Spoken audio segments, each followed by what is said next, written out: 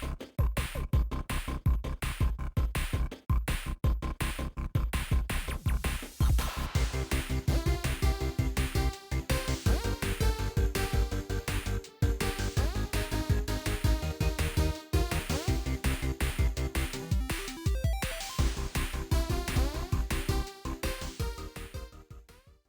everyone, welcome back to the channel, and in this video I'm back with my IBM 5150 here because well, I'm going to be doing a few little things to it.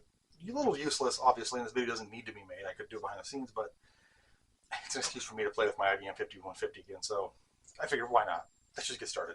Okay, so for a quick recap of this particular 5150 here, this machine I picked up in a very lucky computer pickup lot a couple years ago, which included it, 5160 that's not yet restored, the 5170 that's been restored, and a few videos on it, 2 AMDEC monochrome monitors, and a AMDEC CGA monitor. When this thing was originally configured, it had a single 360K floppy drive, a 15 megabyte ST213 FMM drive, a Hercules video card, and a multi-IO card, which bumped it up to 640K.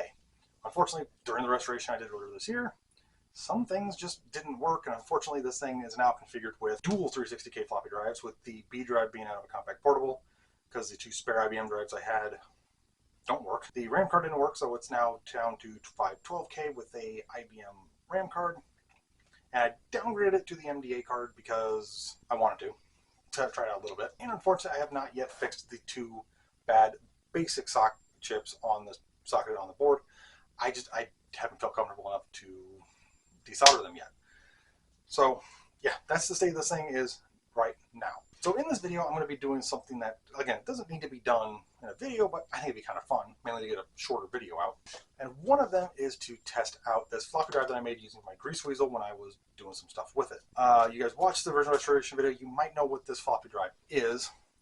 It's a floppy that I could not get to write with Rawrite or ImageDisk, and it was something that I wanted to test out on this when I originally restored it, but unfortunately it didn't work, so this thing's been running PC-DOS 3.3. So you might already know what this is, so no big deal. It's just I want to see if it works or not, because if it does work, I'm going to be using the Greaseweazle to write a few more stuff, including the iconic Microsoft Adventure, which would be basically the quintessential text game to run on here. Not the first, not the best, but definitely one of the quintessential ones. Now, as for upgrade, we're going to be installing something pretty simple. This is a single COM port P2-108 RS-232 serial card. Okay, so a little bit of a thing with this. I need to be a little particular in what kind of upgrades I give this machine. For one thing, I only have 5 available slots. Not 5 left, 5 total. And that's kind of one of the weird quirks with this machine. I mean, this is the granddaddy that started the entire x86 PC architecture that we still use today, up to Ryzen and the infinite, generation Intel. And yes, there's arguments about the, which one's the XT or this being the true granddaddy. But anyway, I'd be real particular about what upgrades I put in here, because there's already 3 in here. The floppy card, the RAM card, and the video card. So I only have 2 slots left. One of them is softly set already for a XT IDE once I get a new card. So I only have 1 slot left.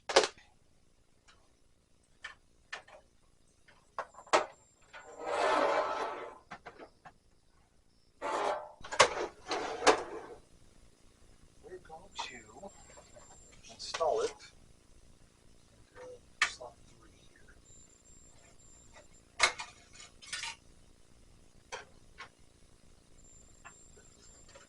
Yeah, here's the card I'm going to be installing. This is a, I really don't know who makes it. It says P2-108 RS-232 card Rev 4.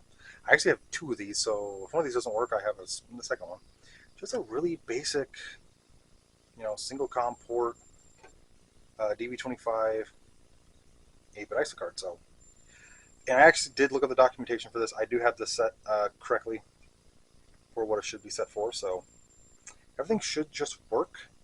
I'm not 100% certain what this extra sockets are for. I think it's for a secondary, like, jumper, or header, but anyway. Kind of admit, this is making me really appreciate modern computers, because a lot of this stuff is just integrated already. Serial, RAM, all that stuff. So to actually have to add a expansion port is kind of, I actually appreciate how was done back in the early days.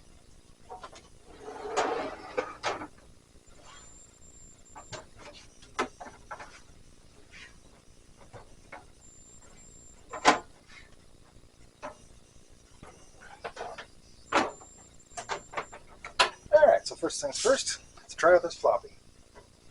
And a lot of you may already know where I'm going with this, what this could be if it works. It's absolutely useless, but I still want to try it. This is going to take a while to fully boot up and stuff because these take forever. And yes, I still don't have the basic sockets fixed yet. I just don't feel comfortable doing that yet because I don't want to cause more damage to this board. I have been practicing with desoldering sockets and chips and stuff, but I would feel better once I get a lot more practice. I need a better desoldering iron. Alright, current date is 1/1 of 80. Current time is 9. Not sure why it says 9 seconds exactly. There's no way it took only 9 seconds to boot up. So, voila, it works. Yes!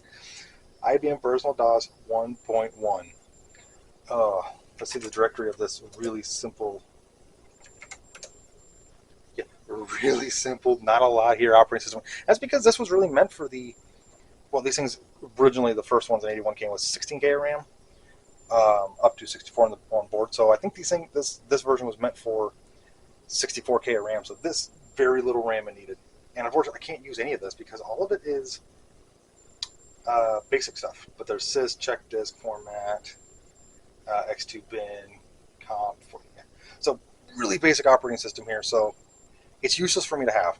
It really is, because once I get the XT-IDE in here, it's going to be getting PC-DOS. I think 2.1 is the earliest that it supports installed to a hard drive. So this is useless. It really is. But at the same time, it's the original operating system this thing would have came with and been packaged with when it was sold new. So I'm happy. On to the next thing. All right, we're going to switch gears to 3.3. All right, so we got DOS 3.3 here. And it's Microsoft's, not PC-DOS. I already had it out for something else. So now we're going to B drive. And yeah, you might already know what my future project is for why I put a serial card in here from typing in BCOM. But yeah, so a little bit of a spoiler for a future upcoming video is what I'm doing here. So hopefully everything works here. Okay, BCOM. Hardware flow control check wiring. Actually, I don't know if that's normal or not.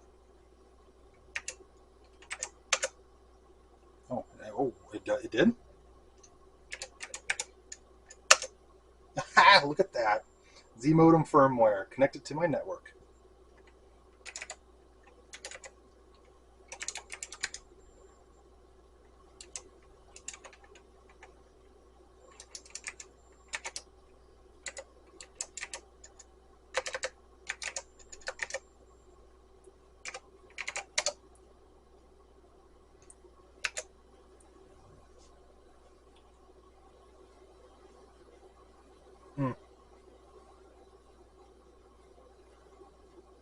Well, I guess not.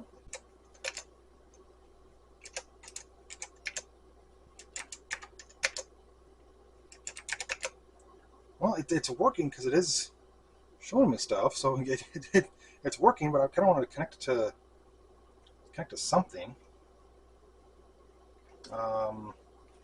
EDT, the old.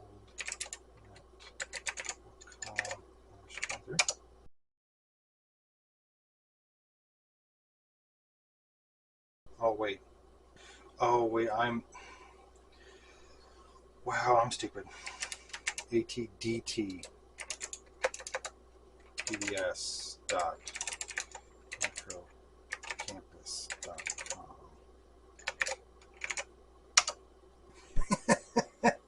Yes.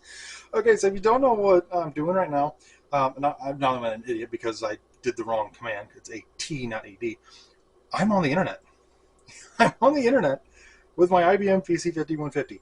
I believe I should be pure ASCII. Look at this. I am at 2400 baud. I am on the internet with a computer from 1983. So yeah, you already know what I'm going to be doing in a future video is doing some Wi-Fi shenanigans. But yeah, let's go to Wikipedia. I'm going to go with to query. Let's type in IBM 5150. Look at that. Oh, let's just type in 1. Oh, this is so cool. I love this. This is awesome. It works just fine. Yes. Okay, but anyway, with all that being said, thank you all so much for watching this kind of unscripted, spur of the moment, unscheduled, quickie video of me playing around with my IBM 5150 here. This machine's actually a heck of a lot of fun to mess with, even though it's very restrictive in regards to what all it can do in its current state with the MDA adapter, the 512K RAM, and the dual 360K floppy drives. It's still a heck of a lot of fun. It's, you know, in regards to it being a DOS gaming PC or a DOS PC, it's a little restricted, but that makes what makes it so much fun to mess around with this thing and try stuff out on it. Which is why I was really happy to see that PC-DOS 1.1 here just worked for shot. Thank you, Greaseweazle, and also side note with that, thank you, AJ over Forgotten Machines, for I mentioned that before, for spurring me to get the Greaseweazle for this, so now I can try out some more stuff with it. And the other part of this video is, if you know what I was doing with getting this thing online to BBSs, great. If you don't, you're going to be seeing that in an upcoming video that I've been not working on for the past few months, but I've been getting a script wrote up over the past few months and getting some ideas of what machines to kind of try out in that video. So, and this is one of them. I wanted to really try the 5150 here. I'm going to be trying all of these machines from the Tandy RLX to the 5150. Trying to hook them all up to BBSs and try some different things out with some different levels of hardware, so it's going to be a lot of fun, hopefully. But yeah, again, thank you all so much for watching this video. Really hope you enjoyed it. If you have any thoughts or comments about this video, you know, maybe making fun of me of, you know, things not working correctly on this, or maybe you think it's silly that I wasted a floppy on PC-DOS 1.1 when it's really not all that usable on a PC 5150 nowadays. You know, if you know any good BBSs for that featured video, drop them down in the comments. I'd love to check them out. Ideally, ones that I can access and do at least some things with without making an account, because I know a lot of BBSs, apparently you need an account to even see anything more than just a splash screen. So hopefully some of them don't need any accounts, even though I do plan on at least making an account in at least one BBS that, you know, at least one in that video. So if you know any good ones, put them down in the description field, and I'll try some of them out on some of these machines in that video. And yeah, again, this was an unscripted video, so I'm not sure what to say besides that. So thank you all for watching, and I'll see you on the next one.